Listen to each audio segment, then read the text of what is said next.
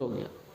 देखिए जी, बूढ़े होकर जब आदमी मरते हैं तो रोते हैं ना, पराये आदमी रोते हैं। कोई कोई हैं जो नहीं रोते हैं, कोई कोई हैं, लेकिन हमने देखा है राजा भी रोते हैं, प्रजा भी रोती है, बलवान भी रोता है, कमज़ोर भी रोता है, मूछ वाला रोता है, बिना मूछ वाला रोता है, 56 इंच का सीना वाला रोता है और 20 इंच का सीना वाला भी रोता। हाथी की तरह जो लंबा चौड़ा है वो भी रोता है, और जिसके शरीर पर मांस नहीं भिखमंगा है उसको भी रोते देखा है। बल्कि आप देखेंगे भिखमंगा ही कम रोता है, और अधिकतर आदमी जो माल वाले हैं मरने के समय वे ही सब रोया करते हैं, ज़्यादा मात्रा में, अधिक मात्रा में। कारण क्या है? बहुत सुख लिया ना जी, आँख से देखकर, कान से सुनकर, ये 5 विषयों का संसार का बहुत एक्सेसिव अमाउंट ऑफ हैप्पीनेस, संसार का सुख लिया अत्यंत अधिक मात्रा में, और अधिक मात्रा में लेकर के हंसे नहीं हंसे, आप रोए, रोना पड़ रहा है अंत में। मतलब क्या हुआ इसका? सीधा मतलब क्या है कि आपने विष पिया, आपने जहर पिया, समझ गए? आपने ये शराब पी ली, आपने आग पी ली, आपने अमृत नहीं पिया, आपने संतों का ज्ञान नहीं पिया, अज्ञान पिया, मूर्खता को पिया, सारे पापों को पिया, और उसी का परिणाम है कि अंत में आप रोते हैं, परेशान होते हैं। लेकिन जिन लोगों ने ज्ञान पिया, संत का ज्ञान पिया, आत्मा का रस पिया, हरि रस पिया, वे लोग मरने वक्त भी रोए नहीं बल्कि हंसे, है ना जी? मरने वक्त भी रोए नहीं, हंस गए, एकदम हंस गए। स्वामी राम तीर्थ एक बार जंगल में कहते हैं, ऐ जंगल के जानवरों, आओ आओ, मैं भंडारा में अपना शरीर दे देना चाहता हूँ, तुम लोग इस शरीर का भंडारा कर लो, खा लो, खा लो। और एक बार वे कहते हैं, ऐ मौत, बेशक मेरे इस शरीर को उड़ा दो, ले जाओ ले जाओ ले जाओ, हमको इस शरीर से कोई लेन देन नहीं है, ले जाओ, चिंता की कोई बात नहीं। बुझिए क्या गजब की बात है, मरने के समय भी इतने बेपरवाह बेफिक्र रहने वाले आदमी को देखा है आपने? देखा होगा, देखा होगा, देखा होगा, कुछ आदमी जरूर मिल जाएंगे आपको। तो ये बेपरवाह इतने कैसे होते हैं कि मौत का भी डर नहीं होता है, मौत को भी चुनौती देते हैं, कोई डर नहीं, शरीर ले जाओ, जो ले जाना है ले जाओ, चिंता की कोई बात नहीं है। इस तरह के बेपरवाह क्यों होते हैं? एक महात्मा कहते हैं, न गम दुनिया का है मुझको, न दुनिया से किनारा है, न लेना है, न देना है, न हीला है, न चारा है, न अपने से मोहब्बत है, न नफरत गैर से मुझको, सभी को जाते हक देखूं यही मेरा नज़ारा है, न शाही में मैं सैदा हूँ, गदाई में न गम मुझको, जो मिल जावे सोई अच्छा, वही मेरा गुजारा है। महात्मा कहते हैं, वही मस्ताना फकीर जिन्होंने आत्मा का रस पिया है, ये विषय नहीं, निर्विषय तत्व का रस पिया है, वे कहते हैं मुझे कोई गम नहीं, कोई फिक्र नहीं है, परवाह नहीं है, लेना और देना नहीं है, कनेक्शन डिस्कनेक्शन से मुझे कोई मतलब नहीं है। मैं अब परमात्मा को देखता हूँ, चारों तरफ देखता हूँ, मैं मगन हूँ, अपने में भी देखता हूँ, अब मुझे चाहिए क्या? मुझे कुछ नहीं चाहिए। अमीरी में भी वही मस्ती, गरीबी में भी वही आनंद, वही चैन, बेचैनी अब आ नहीं सकती है। ये है निर्विषय तत्व परमात्मा की खोज करने वाले, उनको देखने वाले महान पुरुषों की बात है। जो भी उनको करेंगे, मतलब परमात्मा को भजेंगे, देखेंगे, उनको प्राप्त करने की कोशिश करेंगे, ध्यान सत्संग करेंगे, वे संसार में रोएंगे नहीं, सिर नहीं धुनेंगे, कपाड़ नहीं पटकेंगे, अपनी मूछ दाढ़ी अपने हाथ से नहीं उखाड़ेंगे, समझ गए? वे हाथ नहीं मलेंगे, पछताएंगे नहीं। लेकिन भगवान राम कहते हैं, यदि नहीं किया ये सब काम, साधन नहीं किया, ध्यान नहीं किया, गुरु की भक्ति नहीं की, और औरों एक गुपुत मत ये काम नहीं किया, तो ध्यान रखना, सिर पटकते पटकते, धुनते धुनते ऐसे मर जाओगे। और 1-2 दिन तक पश्चाताप नहीं करना पड़ेगा। ध्यान दीजिए, यदि कोई गलत बात आपने बोल दी तो घंटा, 2 घंटा, 4 घंटा, 1 महीना, 2 महीने तक पश्चाताप करेंगे। अब बहुत ज़्यादा दुखद बात है तो साल भर, 2 साल, 10 साल ये सब कर सकते हैं। लेकिन एक बात ध्यान रखिएगा, यदि ये गलती की आपने, मतलब परमात्मा को छोड़ा, ध्यान सत्संग को छोड़ा और 5 विषयों में डूबा रहा, तो कितनी देर के लिए पछताएंगे मालूम है? एक गधे को पूछिए, गधे कितनी देर पछताता है? हमको तो लगता है जितने साल जीता है उतने साल पछताता होगा। बैल कितनी देर पछताता है? जीवन भर पछताता है ना। घोड़ा जीवन भर पछताता। कोई कुत्ता जिसको कार में बैठाया जाता है वो नहीं पछताता होगा। अब क्या ठिकाना है कि आप वही कुत्ता बनेंगे विषय भोग करके, कि नहीं पछताना पड़ेगा? हर तरह के कुत्ते बनना पड़ता है ना। तो इन जीवों के शरीर में जाएंगे, लाखों, करोड़ों, अरबों, खरबों वर्ष तक पश्चाताप करना पड़ेगा। वही भगवान राम कहते सो परत्र। परत्र का मतलब दूसरी जगह होता है, समझते हैं? और एक अर्थ होता है पर मन दूसरी जगह, अर्थ मन यहाँ। ये 2 शब्द मिलकर भी परत्र बनते, मतलब यहाँ भी और इस संसार से, मतलब ये मानव शरीर छोड़ने के बाद जब और शरीर में जाएंगे तो वहाँ भी पश्चाताप करेंगे। देखिए कैसी बात है। तो विषय भोग करना उचित मात्रा में गलत नहीं है। हम लोगों को चाहिए रूप, रस, गंध, स्पर्श, शब्द चाहिए।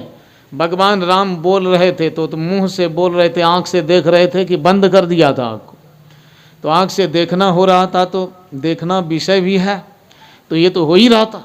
लेकिन संयमित तरह से देखना, संयमित तरह से सुनना, उचित मात्रा में विषयों का भोग करना, ये दूसरी बात। और पूरी तरह से संसार में डूब जाना, ये बहुत खतरनाक बात है, बहुत खतरनाक बात है। इसलिए हम लोगों को विचार करना चाहिए, सोचना चाहिए, ध्यान देना चाहिए, ताकि अंत में हमें पश्चाताप ना करना पड़े, है ना। बोलने वाले कौन हैं? इस बात के वक्ता कौन है? इस बात के वक्ता कौन है?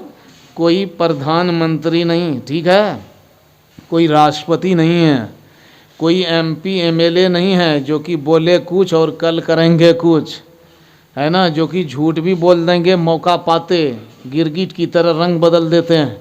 लेकिन राम क्या गिरगिट की तरह रंग बदलेंगे? कृष्ण क्या उल्टी बात बोलेंगे? वे क्या छोटे मोटे हैं, कम हैं, कमज़ोर हैं, विषय भोगी हैं?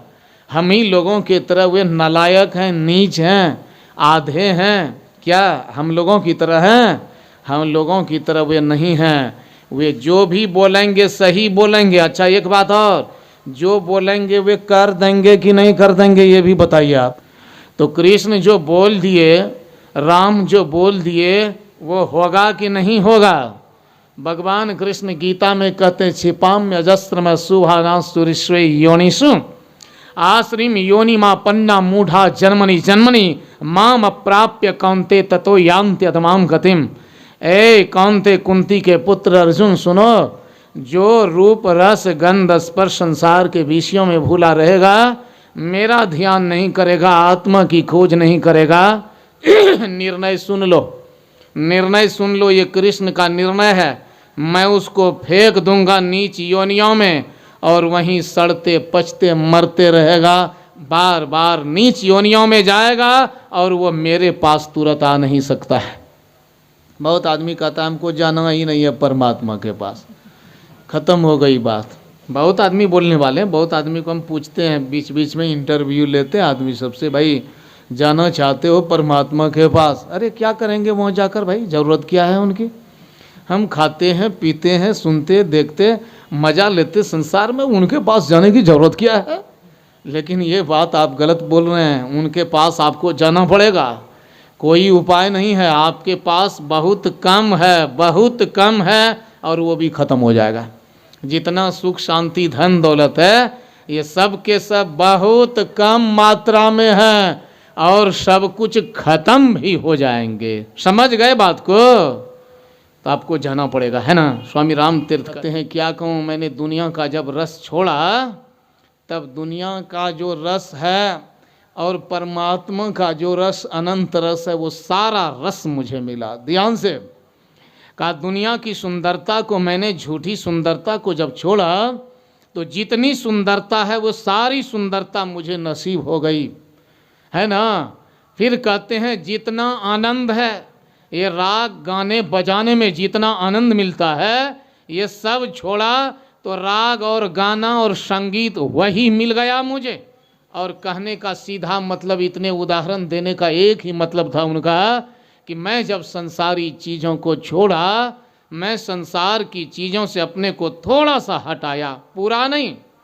ध्यान करते रहा, सत्संग करते रहा, खाते रहा, पीते रहा, देखते रहा, सुनते रहा, लेकिन अपने आप को जो मैंने हटाकर ध्यान भजन सत्संग किया, क्या कहूँ, अब दुनिया का सारा सुख मिल गया है, आनंद मिल गया है। क्यों? मुझे परमात्मा मिल गया है और उनमें मिल करके मैं भी परमात्मा हो चुका हूँ। अब मुझे क्या डर होगा विषय का, संसार के दुख का, यमराज का क्या डर होगा? कोई डर नहीं, वे तो बेपरवाह हो गए, बेपरवाह हो गए। तो यदि आप ये काम करते हैं तो संसार का भी भोग मिल गया, ठीक है।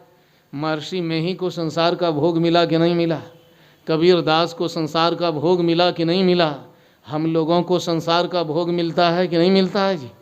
हम एक बार चले जा रहे थे, पसराहा है खगड़िया जिला में, मोटरसाइकिल चला करके जा रहे थे। शाम को कुछ आदमी मिले, कहा, अरे बाबा मोटरसाइकिल पर चलते हैं जी। गजब बात है। मैंने कहा, हाँ पैसा थोड़ा ज़्यादा विदाई में मिल रहा है 1 साल से, तो इसलिए मोटरसाइकिल खरीदनी पड़ गई मुझे। कहा तो और जगह दान दीजिए, बच्चे को दीजिए, गरीब को दीजिए। मैंने कहा, अरे यार उसको देकर फिर बच गया है। मैंने कहा ना ज़्यादा मिला है। फिर सोचने लगे, मैंने कहा, आप 4 चक्का खरीदने वाले हैं, आप जलते रहिए, है ना, आपको भी बैठाएंगे कभी कभी। अब देखिए, ध्यान करते सत्संग करते हैं ना जी, बहुत आदमी को बड़ा दुख होता है, बाबा चलेगा 4 चक्का पर, 8 चक्का पर, ये कौन सी बात है भाई? अरे मैं सत्संग कर रहा हूँ, ध्यान कर रहा हूँ, जो भगवान की मर्जी हो रही है मिल रहा है मुझे, है ना जी, खाना मिल रहा है। अब तुमको जलना है तो जलो, मरो सड़ो, तुम अपनी बात जान। तो ये संसार के विषय भी मिल रहे हैं कि नहीं मिल रहे हैं? कि हम लोग ने खाना बंद कर दिया, कपड़ा पहनना बंद कर दिया, हम लोगों के पास भी 1.5 हाथ वाली मोबाइल है, समझ गए, ये 5G 4G सब। तो कोई सुख की कमी है जी? इसी तरह आप जीवन को जीविए, संसार के सुख लें, ध्यान भजन सत्संग इतना कर लें कि अंत में आपको दुख नहीं हो। यही काम करना चाहिए और यही काम सिखाने के लिए सत्संग होता है, भजन होता है। तो आप लोग विषय का भोग करें और विषय से दूर भी रहें। भगवान राम ने कहा है, भाई ध्यान करो, सत्संग करो, सदगुरु वैद वचन विश्वासा, और सदगुरु वैद के वचन पर विश्वास करो, संयम करो, विषय की आशा छोड़ दो और जीने के लिए जो विषय चाहिए वो विषय का उपभोग करो। तो इस तरह से यदि हम करेंगे तो हमारा जीवन धन्य धन्य हो जाएगा और भगवान का प्रकोप नहीं होगा। और नहीं करेंगे भगवान का प्रकोप हो जाएगा। उनका प्रकोप होगा तो कोई बचा सकता है आपको? कोई नहीं बचा सकता है। यहाँ पर तो बचा लेता है, लेकिन भगवान का प्रकोप होता है, बचा पाता है? सबके बीच में यमराज आकर धुनाई पिटाई कुटाई छटाई करते हैं कि नहीं? सेना के बीच में, डॉक्टर के सामने, पहलवान के सामने, आपका बेटा पहलवान है, यमराज पहुंच जाता है आपको मारने पीटने के लिए, कुछ कर पाता है पहलवान? आपका बेटा पुलिस है, कुछ कर पाएगा? बम रखा हुआ है, गोलियां रखी हुई हैं, क्या करेगा यमराज का? कुछ बिगाड़ेगा? परमात्मा का प्रकोप हो गया तो आप बच नहीं सकते हैं। खबरदार सुन लीजिए सबके सब, आप बच नहीं सकते हैं। और उनकी यदि कृपा हो गई, थोड़ा सत्संग ध्यान भजन किया आपने, उनकी बात मान ली, इस दुनिया में कोई बिगाड़ सकता है? कोई बिगाड़ने वाला नहीं। गुरु हरि चरण में प्रीति हो, युग काल किया करे। तो आप लोग ये काम करें, सबके सब धन्य हैं, महान हैं। मैं भी भाग्यशाली हूँ, इतने सारे महात्माओं के दर्शन हुए और आप लोगों के दर्शन हुए। सबको मेरा प्रणाम। एक बार पुनः जय जयकार करें ताबड़तोड़ आवाज में, श्री सद्गुरु की जय।